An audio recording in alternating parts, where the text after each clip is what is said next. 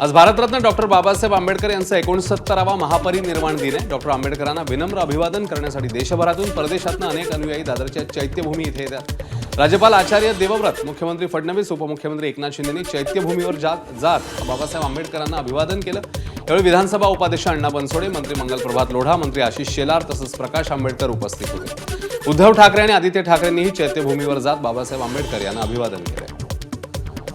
Bharat Ratna doctor Babasaheb Ambedkar यांचं आंतरराष्ट्रीय स्मारक दादर इथल्या इंदू मिलच्या जागेत साकारत आहे। डॉक्टर आंबेडकर यांच्या इंदू मिलमधलं स्मारक कधी पूर्ण होणार हा प्रश्न सतत विचारला जातोय। पुतळा संघर्ष समितीच्या मागणीमुळे नव्या सरकारने म्हणजेच मुख्यमंत्री फडणवीसांनी नुकत्याच नव्याने समन्वय समितीची स्थापना केली आहे। येत्या पावसाळ्यापर्यंत पुतळ्याचं स्ट्रक्चर उभारण्याचं नियोजन आहे। सध्या स्मारकाचं काम 50% झालं आणि पुतळ्याची उभारणी हे प्रकल्पातलं आव्हान आहे। 100 फुटाचा पायथा आणि 350 फूट उंच पुतळा असं एकंदरीत भव्य स्मारक हे साकारण्यात येणार आहे। आजच्या प्रसंगी मी एवढंच सांगतो की आपण प्रयत्न करूया की आनंदराजजींनी मगाशी सांगितलं की काही अजून आपल्याला व्यवस्था केल्या पाहिजे, त्या व्यवस्था तर आपण करूच, पण पुढच्या आपल्या महापरिनिर्वाण दिनाच्या पूर्वी शक्यतोवर आपल्या इंदू मिलचं जे स्मारक आहे ते स्मारक पूर्ण व्हावं अशा प्रकारचा प्रयत्न आपण करूया। उपमुख्यमंत्री एकनाथ शिंदे यांनी दादरमधल्या इंदू मिलची पाहणी केली। यावेळी सामाजिक न्यायमंत्री संजय शिरसाट, आनंदराज आंबेडकर, माजी खासदार राहुल शेवाळे उपस्थित होते। पुढच्या महापरिनिर्वाण दिनानिमित्त इंदू मिलमधील डॉक्टर आंबेडकर यांचं स्मारक पूर्ण होईल असा विश्वास एकनाथ शिंदे यांनी व्यक्त केला। माझ्याबरोबर एकनाथजी शिंदे आहेत। काय सांगाल, पाहणी केलेली काय समोर आलेलं आहे? हा प्रयत्न आहे की सर्वोत्कृष्ट असं स्मारक बाबासाहेबांचं इंदू मिल येथं व्हावं आणि त्यासाठी कुठेही काही शासन कमी पडणार नाही आणि कुठेही त्रुटी राहणार नाही यासाठी देखील ती खबरदारी, जी काळजी आहे ती संबंधित आमचे मंत्री संजय शिरसाट घेतील आणि मुख्यमंत्री महोदय देखील आपल्या भाषणात मागाच्या म्हणाले। इथं आनंदराज आंबेडकर जे आहेत, इतरही जी आपली बाळासाहेब आंबेडकर, इतर सर्व मंडळी यांना सर्वांनाच विश्वासात घेऊन एक ज्या ज्या काही अडचणी आहेत त्या दूर केल्या जातील आणि पुढच्या महापरिनिर्वाण दिनापूर्वी हे सगळं उभं राहिलं पाहिजे अशा प्रकारची आमची भावना आहे। पण तुम्ही स्वतः पाहणी केलेली आहे, काय नेमकं अधिकाऱ्यांना सांगितलंय आणि कुठपर्यंत काम आलंय असं? मी सांगितलं ना की स्ट्रक्चर जवळपास 80-85%, 95% स्ट्रक्चर पूर्ण झालेले आहे। आता त्या दिवशी आम्ही नोएडाला पण गेलो होतो। राम सुतार साहेबांची तब्येत थोडी खालावलेली होती, पण अनिल सुतार काम बघतायत आणि पुन्हा ही सगळी टीम जी आहे ही त्यांना भेटणार आहे। तेही इकडे येतील, हे तिकडे जातील आणि एक योग्य तो एक पुतळ्याचा जो निर्णय आहे तो युद्धपातळीवर होईल। दादर रेल्वे स्थानकाला डॉक्टर बाबासाहेब आंबेडकरांचं नाव देण्याच्या मागणीकरता दादर रेल्वे स्थानक परिसरात आंदोलन झालं। भीमा आर्मीकडनं हे आंदोलन करण्यात आलं। मुंबईत दादर रेल्वे स्टेशनचं नाव बदलण्याची मागणी करण्यात येते, ज्यावर सुप्रिया सुळे, वर्षा गायकवाड आणि उदय सामंत यांनी प्रतिक्रिया दिली।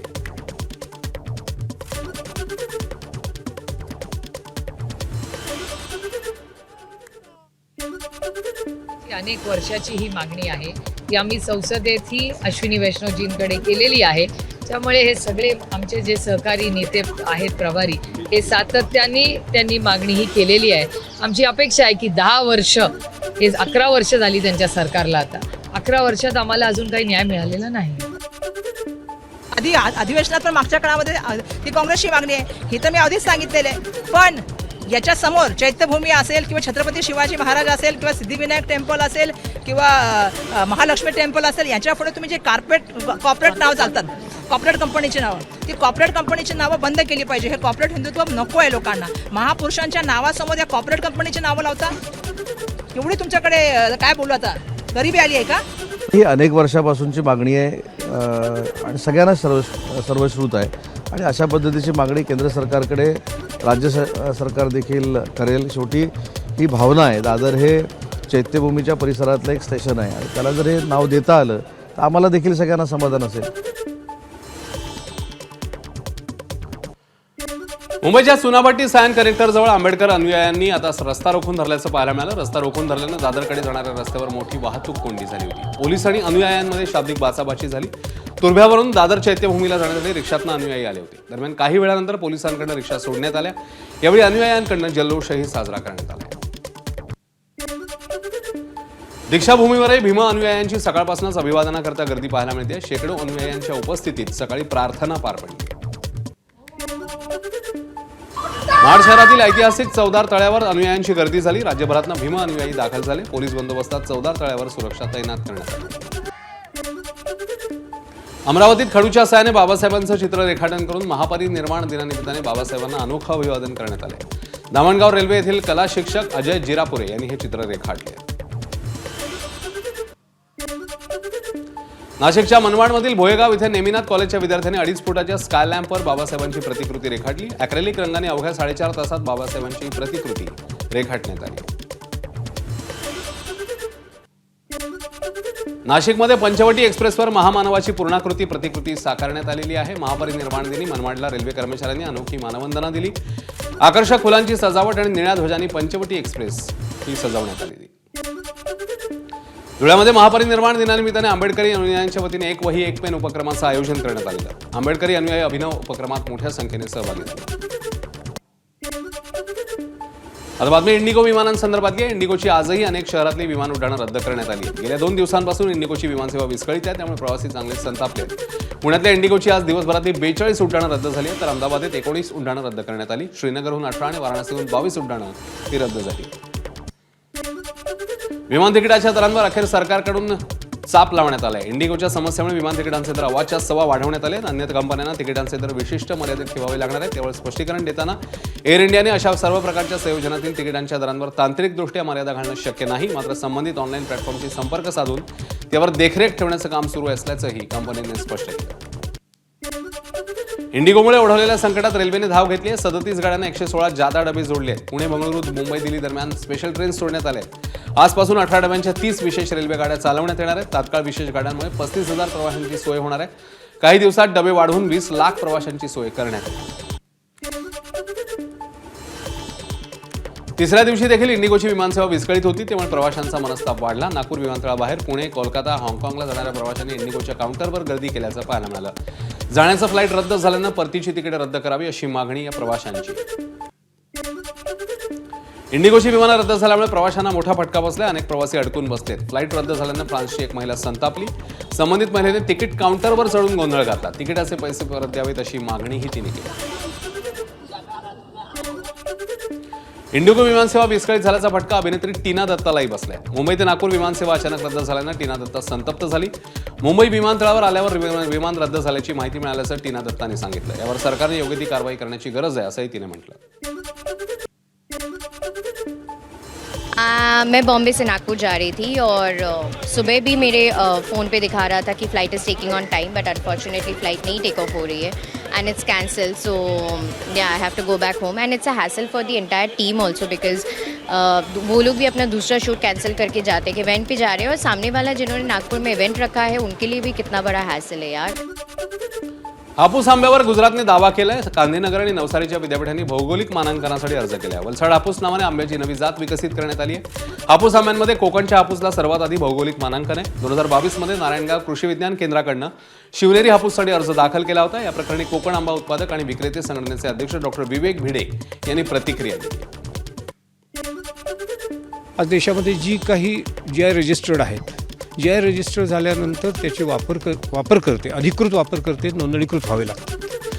देशामध्ये 600हून अधिक GI मिळालेले आहेत, पण क्वचितच अशा पिकांमध्ये याच्यामध्ये ऑथेंटिक युजर्स केले गेले. कोकणात आपला हापूस हा आजही देशामध्ये अव्वल स्थानावर आहे. दरम्यान मंत्री उदय सामंत यांनी प्रतिक्रिया दिली आहे. आंब्याच्या एका नावावरून आंब्याची चव बदलणार आहे का असा सवाल त्यांनी विचारला. माझं म्हणणं की कुठच्या तरी एखाद्या वाक्यावरनं किंवा एखाद्या पलसाड या नावाच्या आंब्यावरनं तुम्हाला असं वाटतं का देवगड हापूसची चव बाजूला होईल किंवा रत्नागिरी हापूसची चव बाजूला होईल? शेवटी आमची चव जी आहे, मधुर चव जी आहे, ती तशीच राहणार आहे. त्याची तुम्ही देखील चिंता करू नका.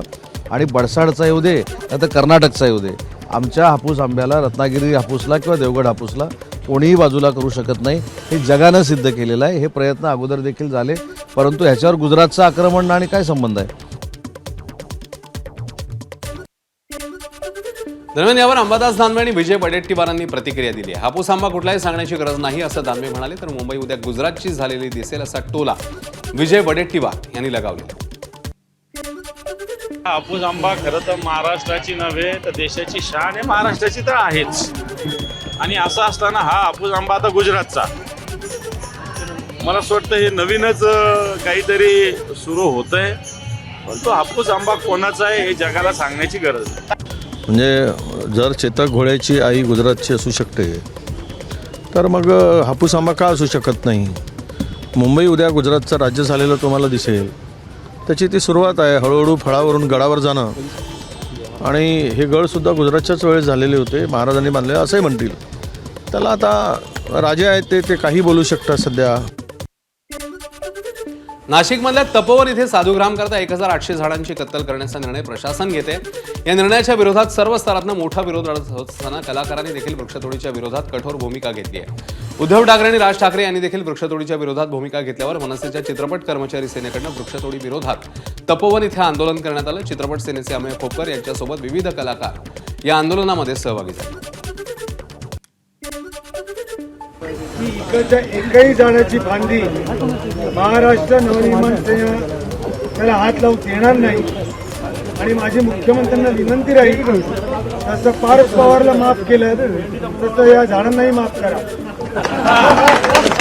एक मोठं आंदोलन उभारलं जाईल, पण एकाही झाडाच्या फांदीला हात लागता कामा नये. एकीकडे शिंदेची शिवसेना वृक्षतोडी विरोधात आंदोलन करत होती, तर दुसरीकडे मंत्री गिरीश महाजन यांनी तपोवनातल्या वृक्षतोडीच्या बदल्यात 15,000 झाडं लावण्याचं आश्वासन सरकारने दिले. त्यासाठी नाशिक शहरात ठिकठिकाणी खड्डे खोदण्यात आले. या कामाची महाजनांनी पाहणी केली आहे. साधुग्रामच्या जागेत कोणतेही एक्झिबिशन सेंटर सुरू केलं जाणार नाही असंही त्यांनी स्पष्ट केलं. एक्झिबिशन असतात ते असतात, त्यामुळे ते कायमस्वरूपी कामात येईल. पण आता आम्ही तेही रद्द करण्याच्या मानसिकतेत आहोत. ते त्या ठिकाणी करायचं नाही. पण एकही झाड तोडून कुठलं एक्झिबिशन सेंटर त्या ठिकाणी बांधलं जाणार नाही. रिकामी जागा असेल कुठे तर त्या ठिकाणी ठीक आहे. जे एकही झाड नाही तिथे काही झाडं तोड होणार नाही, वृक्षतोड होणार नाही, अशा ठिकाणी करत आम्ही तो विचार करू नंतर.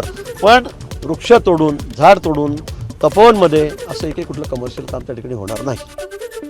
या सगळ्या संदर्भात प्रसिद्ध अभिनेते दिग्दर्शक महेश मांजरेकर यांनी ही प्रतिक्रिया दिली आहे. घरातील माणूस गेल्यावर जेवढं दुःख होतं तेवढंच दुःख झाड तोडल्यावर होतं असं मांजरेकरांचं म्हणणं आहे. घरचं माणूस जाण्याचं जेवढं दुःख होईल तेवढं झाड तोडण्याचं दुःख मला आहे. कुठल्याही कामासाठी झाड तोडू नये, आणि गरज असेल तर पर्यायी मार्ग निवडावा. पण झाड कृपया तोडू नका. अख्ख्या ग्लोबल वॉर्मिंगचं कारणच ते आहे की व्हेजिटेशन कापले, झाडं तोडली आहेत. आणि काहीतरी वेगळा मार्ग खरंच निवडा, पण एकही झाड तोडू नका. कुंभमेळ्याच्या पार्श्वभूमीवर तपोवनातील वृक्षतोडीला पर्यावरण प्रेमींचा विरोध होतोय. पर्यावरणाचा समतोल राखण्यासाठी कुंभमेळा मंत्री गिरीश महाजन यांनी नाशिकमध्ये 15,000 झाडं लावण्याची घोषणा केली. यासाठी खड्डे खोदण्यास देखील सुरुवात झाली आहे. मात्र 2 खड्ड्यात असणारं अंतर आणि खड्ड्याची खोली कोणत्याही वृक्षारोपणासाठी संयुक्तिक नाहीये. महापालिका खड्डे खोदण्याच्या नावाखाली बनवाबनवी करून केवळ खड्ड्यांची संख्या वाढवते असा ग्राउंड रिपोर्ट एबीपी माझाने 4 दिवसांपूर्वी केला होता. ज्यानंतर कुंभमेळा मंत्री गिरीश महाजनांनी महापालिका उद्यान विभागाच्या अधिकाऱ्यांना फैलावर घेत खड्डे खोदण्याचं काम तात्काळ थांबवून त्यांना सूचना केल्या. ठाण्यामधल्या मनोरुग्णालयातल्या झाडांवर एक कुऱ्हाड चालवण्यात येणार आहे. 1614 झाडांपैकी 724 झाडं तोडण्याचा निर्णय झाला आहे. ब्रिटिशकालीन मनोरुग्णालय पाडून नवं मनोरुग्णालय उभारण्यात येणार आहे. झाडांबरोबरच ब्रिटिशकालीन इमारतीही जमीनदोस्त होणार आहे. झाडं तोडणार नाही तर पुनर्रोपण करणार असा युक्तिवाद आता ठाणे पालिकेने केलाय. झाडांची कत्तल अजिबात झालेली नाहीये. सध्या 3 जुन्या बिल्डिंग्सचे आपण डेमॉलिश केलं आहे. फक्त बिल्डिंग्स तोडून ती जागा प्लेन केली आहे. आत्तापर्यंत आपल्याकडे एकही वृक्षतोड झालेली नाही आहे. दुसरी गोष्ट, ती वृक्षांची मोजणी झालेली आहे. तुम्ही जर एक राऊंड मारला तर प्रत्येक झाडावर नंबरिंग झालेली आहे.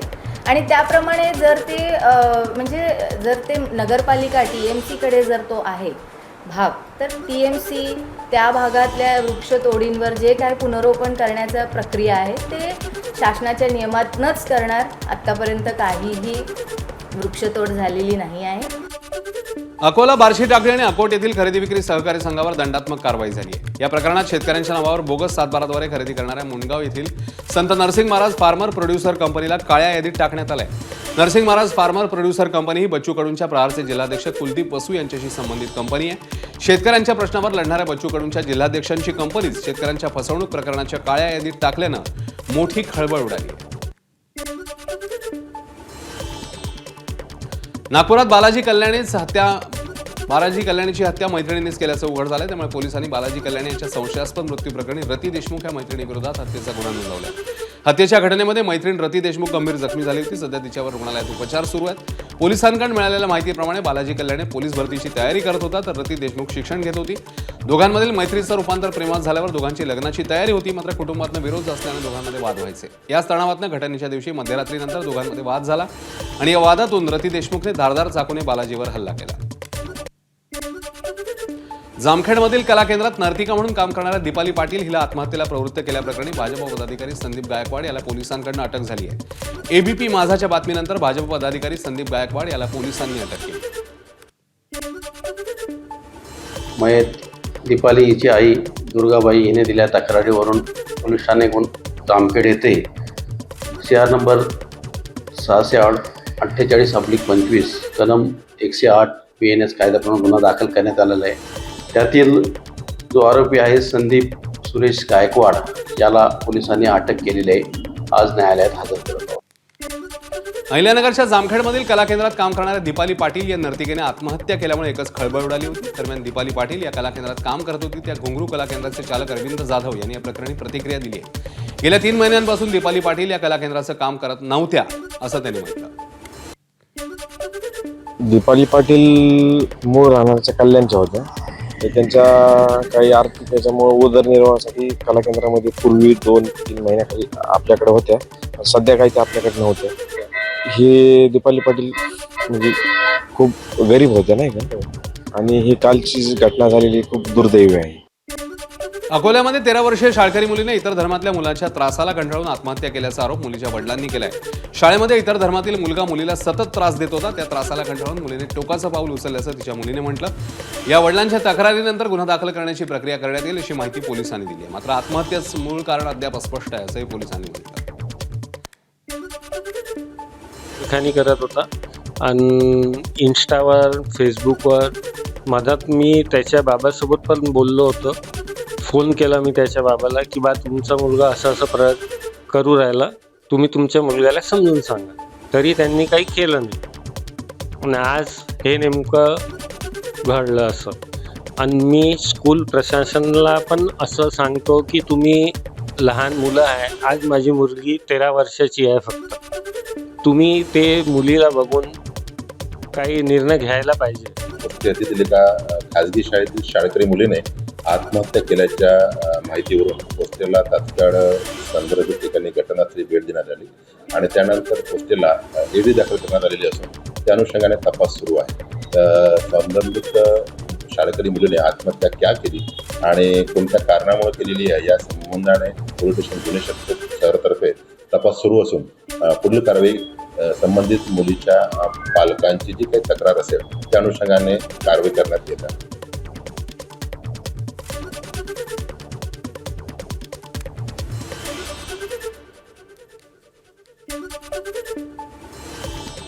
अकोला जिल्ह्यामध्ये शेतकऱ्यांनी आत्महत्या केली आहे. गोपाल वामनराव पाटेखेडे असं आत्महत्या केलेल्या शेतकऱ्याचं नाव आहे. आत्महत्येपूर्वी या शेतकऱ्यांनी व्हिडिओ केला. सावकाराच्या जाचाला कंटाळून आत्महत्या केल्याचा आरोप व्हिडिओतनं केला.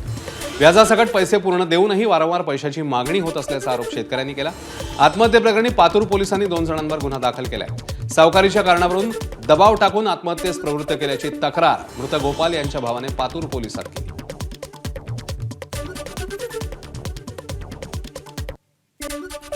वर्गातील नियम तोडून खोडकरपणा करण्यात येणाऱ्या विद्यार्थ्यांना रोखण्यात आलंय. शाळेतल्या कॅप्टनने 4 मुलांना रोखल्यात. त्याचा राग मनात ठेवून 4 विद्यार्थ्यांनी शाळेतील कॅप्टनवर प्राणघातक हल्ला केल्याची घटना समोर आलेली आहे. भंडाऱ्याच्या लाखनी तालुक्यातील केसलवाडा येथील स्वर्गीय निर्धनराव वाघाये पाटील सैनिकी विद्यालयात ही घटना घडली.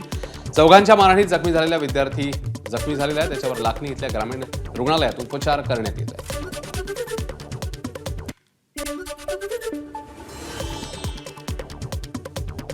मुंबईच्या कांदिवली पूर्वेत साईबाबांच्या भंडाऱ्यामध्ये 2 गटात तुफान राडा झालाय. ठाकरेंच्या शिवसेनेच्या कार्यकर्त्यांमध्ये आणि स्थानिकांमध्ये लाठीकाठीने हाणामारी झाली आहे. व्हिडिओ व्हायरल झालाय. घटनेची माहिती मिळताच कुरार पोलिसांनी घटनास्थळी धाव घेतली आणि हाणामारी करणाऱ्या ठाकरेंच्या शिवसेनेच्या कार्यकर्त्यांना ताब्यात घेतलं. नंदुरबार जिल्ह्यात गेल्या काही दिवसात बिबट्यांसह हिंस्र प्राण्यांचं प्रमाण वाढलंय. शेतांमध्ये प्राण्यांचा मुक्त संचार होत असून शेतकऱ्यांच्या जीवाला सतत धोका आहे. दरम्यान महावितरण विभागाकडून कृषी पंपांना मुख्यत्वे करून रात्रीच्या वेळेस वीज पुरवठा केला जातो. त्यामुळे पिकांना पाणी देण्यासाठी शेतकऱ्यांना रात्री जावं लागतं. या वेळेत बिबट्यांचा हल्ला होण्याची शक्यता दुपटीने वाढते. रात्री शेतात जाणं म्हणजे धोका आहे. बिबट्या कधी समोर येईल सांगता येत नाही. दिवसा वीज मिळाली तर काम सुरक्षितपणे करता येईल अशी मागणी शेतकऱ्यांच्या वतीने करण्यात आली आहे. विषारी साप दिसला की अनेक जण त्याला ठार मारण्यासाठी धावतात. मात्र मुंगुसाच्या हल्ल्यात गंभीर जखमी झालेल्या किंग कोब्रा जातीच्या विषारी नागावर यशस्वी शस्त्रक्रिया करून त्याला काही पर्यावरण प्रेमींनी जीवदान दिल्याची घटना जळगाव जिल्ह्यात रावेर तालुक्यात वाघोड इथे घडली आहे. या भागात एका मुंगसाने या नागावर जीवघेणा हल्ला झाला. नागरिकांनी मुंगसाच्या हल्ल्यातनं त्याची सुटका केली असता या हल्ल्यात नाग गंभीर जखमी झाल्याचं लक्षात आल्यावर परिसरात असलेल्या नागरिकांनी सर्पमित्राच्या माध्यमातून या नागाला उपचारासाठी रावेर पशु चिकित्सा केंद्रात दाखल केलं. तिथे नागावर शस्त्रक्रिया करून त्याला जीवदान देण्यात आलं. नंदुरबारच्या सारंगखेड्यातल्या घोडे बाजार तेजीत पहिल्या 2 दिवसात 117 घोड्यांची विक्री झाली. या विक्रीतनं किमान 56 लाखांची उलाढाल झाली. आतापर्यंत 2800 घोडे सारंगखेडा बाजारात दाखल झाले. हा आकडा वाढू शकतो. देशभरामध्ये 2024 मध्ये 1,77,000 लोकांचा रस्ते अपघातात मृत्यू झालाय अशी माहिती रस्ते आणि परिवहन महामार्ग मंत्री नितीन गडकरी यांनी दिली. रोज सरासरी 485 भारतीय रस्ते अपघातात आपला जीव गमावतात. तसंच 2024 मध्ये रस्ते अपघातात 2.3% वाढ झाल्याचंही गडकरी म्हणाले. 2030 पर्यंत रस्ते अपघात निम्म्यावर आणण्याचं उद्दिष्ट आहे असंही त्यांनी म्हटलं. वातानुकूलित लोकलमधनं प्रवास करताना प्रवाशांना आता पाससह ओळखपत्रही तिकीट तपासणीसाना दाखवावं लागेल. मध्य आणि पश्चिम रेल्वेवरील वातानुकूलित लोकलचे बनावट तिकीट पास तयार करणाऱ्यांविरोधात रेल्वे प्रशासनाने तीव्र कारवाई केलेली आहे. UTS ॲपमधीलच ऑनलाईन तिकीट आणि पास ग्राह्य धरावा आणि ऑफलाईन पद्धतीने काढलेल्या पाससोबत ओळखपत्राची तपासणी सक्तीने करावी अशा सूचना महाव्यवस्थापक विवेक कुमार गुप्ता यांनी मध्य आणि पश्चिम रेल्वेच्या वरिष्ठ अधिकाऱ्यांना दिलेल्या आहेत.